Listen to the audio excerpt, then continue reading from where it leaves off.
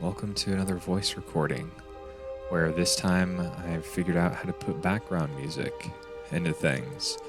So I'll see how distracting this is before I get too far, so I don't end up competing with the background music for my voice. I know that I don't have the loudest or the most projectable voice out there, especially when it comes to how the microphone equipment works and all that, but I'm not here to bother you about technical details. I have interesting things that I've come up with, where one, catharsis for just verbally expressing things. It hits on an emotional level that really clears your mind, but the more important part of it is that mind aspect, is the cognitive importance, the need for verbal expression to maintain cognitive health. I have not looked up any studies for this, and if psychology wasn't a completely corrupt sort of situation these days with motivations to pursue after politically correct crap, there's not much genuine science being done in the social sciences these days, when you have a lot of social deconstructionism going on there. Among social deconstructionist rhetoric, there's not much constructive research that can happen. But I would be very interested in doing actual constructive research in how people that are mentally ill and people that are suffering from mental disability as well, how just having exposure to social interaction on a regular basis could help improve people. The objective here would not be to do some kind of specific talk therapy or whatever. The main thing is to just let the other person express whatever is going on in their head. We're not trying to do a cross analysis of, well, what does that make you feel like, the Rogerian approach to therapy, which has been mocked, especially anyone that's familiar with the ELIZA program has been mocking it with rudimentary AI. There's not much actual input going on there. If you can fake that sort of social approach with a simple robot back in the day. Chatbots have come a long way, and that's an interesting thing, that amidst a situation where, in society broadly, where we don't have as much social interaction, I'm surprised that chatbots have not come into their own as a kind of replacement for social interaction. I'm surprised that there hasn't been a lot of investment in that, because I think that there would be quite the market for resolving loneliness. And I know that that's a really difficult subject to even broach, that hey, there's a lot of people that are lonely out there and they're suffering. Loneliness is suffering. Loneliness is processed as pain in the brain. We should recognize it as a form of suffering. We want to resolve this suffering because we are ethical people that care about minimizing unnecessary suffering that doesn't help you grow. You're just being cut down from misery and isolation. Why don't we look at ways that we could help people to cope? And copes are not replacements, but they are ways to help people along when they're in a situation that they don't have access to real, genuine human interaction, which is the gold standard for being able to maintain mental health. That's the paradigm that we're looking at here. Our objective, our premise is there are a lot of people that are suffering because of loneliness, that are not able to express themselves verbally, and there might be different reasons why people are not able to have that human connection with others. For example, if I'm retarded, then I'm not going to be able to connect with people in a meaningful way. It's going to be very hard for me to communicate to others if I have some kind of mental disability. In my case, I have a different culture than a lot of people. My gosh, that's really loud in the background there. Sorry, I skipped the background music there for a bit because it was getting too distracting on my end, at least. And I wanted to say that I have a different cultural approach to communication than the majority of people around me, where I am honest to a fault is one way to see it. But I also don't engage in retarded social pleasantries, like being politically correct about not saying retarded. I'm fine with saying the word retarded. If you're going to get offended by that, then you're retarded and fuck off. I don't care about your feelings. I have no reason to care about your feelings. In my life, not many people have shown care for my feelings at all. And there has certainly been no consistent, and care is a high, that's living high on the hog. I haven't had basic recognition of my humanity. So fuck you and your politically correct bullshit with being a hall monitor and a fucking janissary. You can't say those words. You're a retard. Fuck off. I could say worse things that are not societally acceptable, but I would get kicked off of YouTube and I would get kicked off of like the internet and all of this. But nothing should be censored. All is permitted in speech because speech is not action. Speech is a way that we have to contend with our ideas without contending with one another with guns and steel. So we should be able to communicate openly, even if there are things that are extremely offensive in one perspective or another, because if we are censoring ourselves, we are being dishonest. We are not able to engage in honest communication if we are not able to engage in open communication. And that pisses me off that I had to get detracted in mentioning that caveat. And this happens a lot with me, where I'm trying to go through an idea and then I think of like a counterpoint to it and it just fucking derails things. I just want to say that if you get into an argument with someone and they like hammer and hammer and hammer on one small caveat that isn't even relevant to the premise that you're making at hand, or if they refuse to recognize that you have a legitimate point to be made and they keep ignoring the counterpoints that you make, if there's no interplay going on there, there's no intelligent discussion that's being had. They're not engaging with you in good faith. You are being played for as a fool. Do not fall into these tricks. Don't take crap from people who are not trying to engage with you in an honest discussion. And if someone says you can't say that word, they're not engaging in an honest discussion because they're not allowing you to be open. They're not communicating openly. That's a violation of the non-aggression principle. Yes, forcing your will on others is a transgression. Saying that you can't say this or else I will do something, you have moved from the realm of discussion, from the realm of talking to the realm of acting. As soon as you act in a hostile way towards me, that is a commission of an act. That is a violation of non-aggression. A lot of people are not aware of what their own actions are. I'm not just memeing about the non-aggression principle. I want to reflect on that point that people are not very aware of their own actions. They're not aware of what they're doing. People act without thinking all the freaking time. They are not going to consider whether or not the act that they have done is aggressive, especially if they are used to doing something like, or if they're praised for doing something that is objectively harmful. You are hurting someone when you cut them out of your life. If they are trying to reach out to you, and you're cutting them out of your life, you are hurting them in a way. Sometimes that's justified if they are hurting you first. If what they have done has transgressed against you, then that, and this is something where a transgression is not a word. You can feel offended by a word, but that's your own bullshit. That's your own feelings that are hurting you.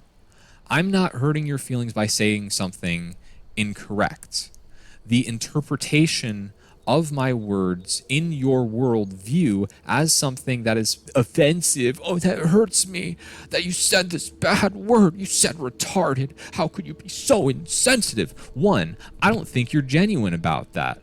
I think that you are conditioned in a way to feel a social reward, a feeling of social reward when you get to lash out at someone like the fucking retarded hall monitor you are, because you have no sense of real power in the world. The kinds of people that, I'm not saying you, dear listener, who is engaging in this and listening to this audio recording in good faith here, I'm saying that prototypical person who would be this janissary class, this hall monitor type, This is how they engage with the power process. This is how they engage with having some kind of feeling of control in their lives by controlling others. And they have the mob on their side. They have the perception of popularity, which that's its own thing of how do you know what's really popular versus what's just perceived as popular on social media? Because social media is not reality. You say that plainly to people and they'll agree. Yeah, social media isn't reality. Yeah, it's all fake. Like, you know, filters and everything on your face where this is not, what's your dating profile is not what you look like day to day when you wake up in the morning before you've washed your face even. Before you wash your face and put on your makeup and done up your hair. Like in all those photos that you have like 13 filters on. So people know that social media is not reality. And people also know there is lots of false information that's put out there. How can a perception of a majority be exempt from this skepticism of manipulation? Just because something's popular does not mean it's true. We have an old meme for this. Oh, the world's flat. Everyone used to believe the world's flat, but now we know that it's round. First of all, I respect flat earthers. I'm going to say that again. I respect flat earthers. I don't agree with them, but I still extend respect to them.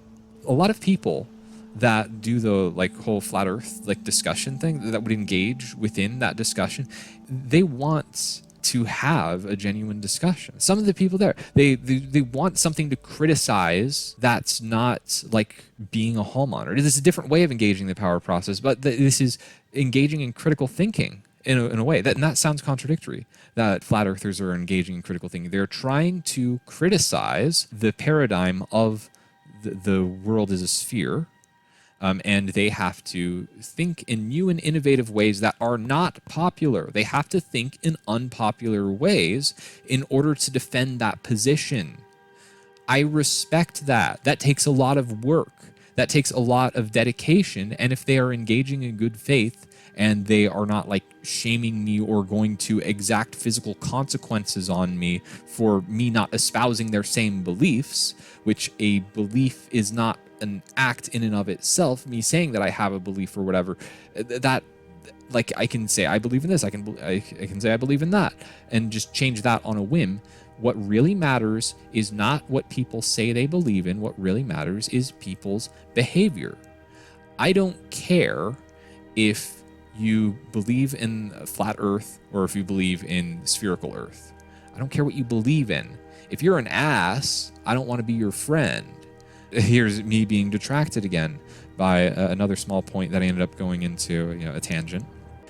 I mean, I want to emphasize that there are good people out there who believe in things that I don't believe in. And it's kind of sharpening of the wits by crossing swords over like a concept like flat earth. Again, this is me being super detracted when I wanted to just give an example of something that here's back pocket, obviously fake sort of thing. Like but it used to be popular.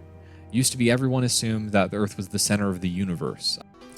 But even though that was the popular opinion, even though it was mandated by dogma that you must believe in this geocentric theory that everything revolves around us, and it was just forced upon people, where if you spoke out against that, it's heresy and there would be physical punishment. So that is a very clear distinction that I want people to realize. When you move from words to actions, that is not having a discussion anymore, that is acting. And if you are acting in a way that is harmful to the other person, then that is a transgression. If you let me pick something that's like stupid. If you collect stuffed animals after being 20 years old, then you're weird and you need to be put in an electric chair. Making that claim, stating that opinion, is not an action. Actually, like legislating stuff to the authorities, where if this person says something, therefore I can act upon them, then that is a transgression. When the cops come to take you away because you said that you like to collect porcelain dolls. And so we're going to take you off to the electric chair because you're a weirdo. I personally think that porcelain dolls are kind of weird, but I'm just going with a stereotype. There's no rational reason unless there was a connection to these symbols constantly being around people that had reprehensible behavior, which is why we have stereotypes. Stereotypes exist because it's a way of identifying patterns to identify harm and avoid it. If we had clear and obvious evidence that people who collected porcelain dolls vastly were overrepresented in people who committed violent crimes, then it would make sense to assume this person has a collection of porcelain dolls. I need to be careful because that's a sign of instability. There's like a counterintuitive meme. I guess it seems intuitive to people who buy into it, but it does not line up with reality and statistics and facts of a lot of people who are anti-gun assume that if someone has a gun, they must be a killer. They must want to kill people, because why else would you have a gun unless you're bloodthirsty? So there's this assumption that goes along with, if you have a gun, then you must be a terrible person. That's a stereotype. You're engaging in a stereotype if you don't like gun owners because you associate gun ownership with a perspective that you find reprehensible.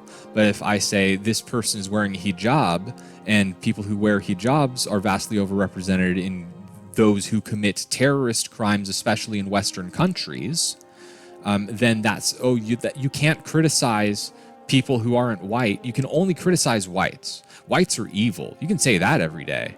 Don't put that behind any other race, though. No, you can't say that at all. You can say that blacks need to be supported and protected.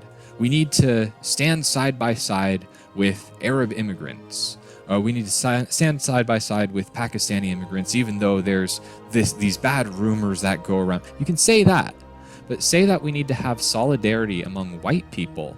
Oh no, that's terrible.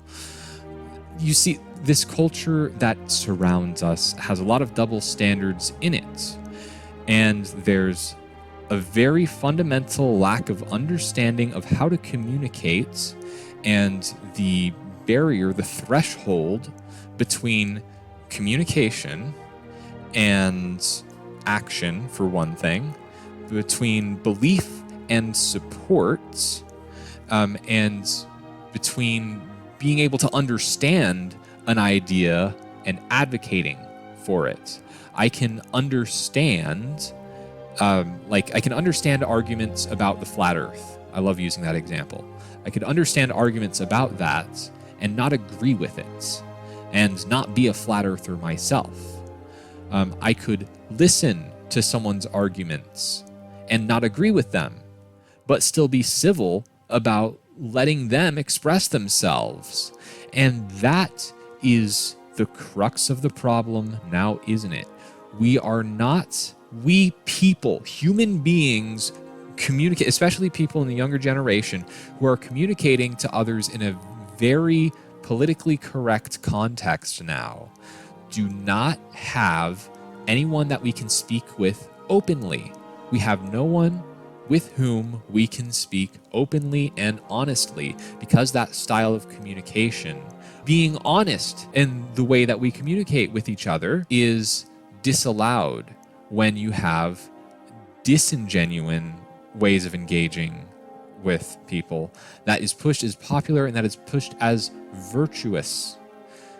Dissolution, in many ways, is the popular culture now. Not to say it's a healthy culture.